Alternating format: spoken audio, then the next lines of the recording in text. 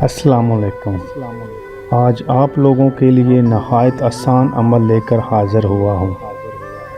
اس عمل سے پریوں کی حاضری ہوگی، وہ بھی ایک نہیں بہت ساری، لیکن وہ پریاں آپ کے قابو میں نہیں ہوں گی اور نہ ہی قابو کر سکیں گے۔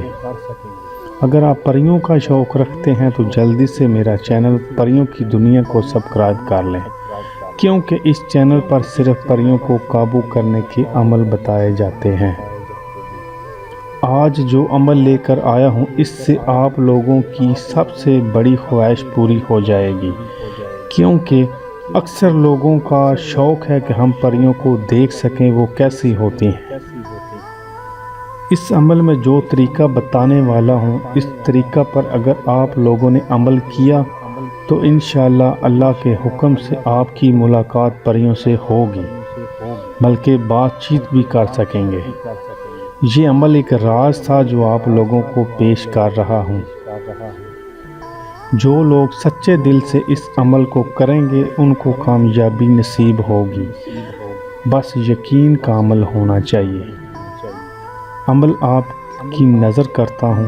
اس عمل کو نوچندی جمعرات سے شروع کریں۔ بعد نماز عشاء اپنے مکان کی چھت کے اوپر بیٹھ کر سورۃ یاسین کو پہلی مبین تک پڑھیں۔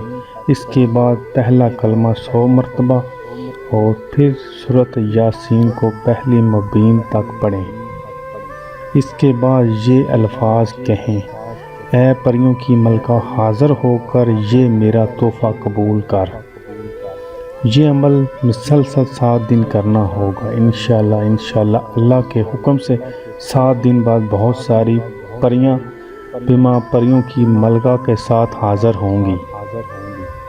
آپ سے ہم کلام بھی ہوں گی، آپ اپنی بات چیت کر سکتے ہیں، لیکن وہ پریاں آپ کی غلام نہیں ہوں گی۔ جب بھی بلانا ہوگا وہ عمل دوبارہ کرنا پڑے گا۔ چند باتوں سے آگاہ کرتا چلوں، اس عمل کو شروع کرنے سے پہلے اپنے پاس گلاب کے پھول جو کہ 21 ہونے چاہیے ضرور رکھیں۔ ایک پاؤ برفی کا بھی انتظام کریں۔ جس مکان کی چھت پر عمل کرنا ہوگا وہ پاک صاف ہونا چاہیے۔ 21 اگربتیوں کو ضرور سلگائیں اور جس جگہ بیٹھ کر عمل کرنا ہوگا اس جگہ پر عطر کا چھڑکاؤ کر لیں۔ عامل اپنے لباس پر خوب عطر کا استعمال کرے اور عمل سے پہلے غسل لازمی کر لیں۔ 7 دن میں کسی بھی شخص کو یہ نہ بتائیں کہ میں عمل کوئی کر رہا ہوں۔ گلاب کے پھول روزانہ تازہ ہونے چاہیے۔ عمل کے دوران نماز کی پابندی رکھیں۔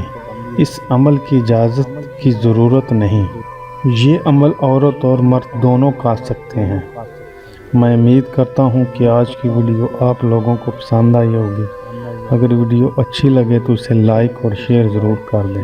اگلی ویڈیو تک اجازت چاہتا ہوں۔ اللہ حافظ۔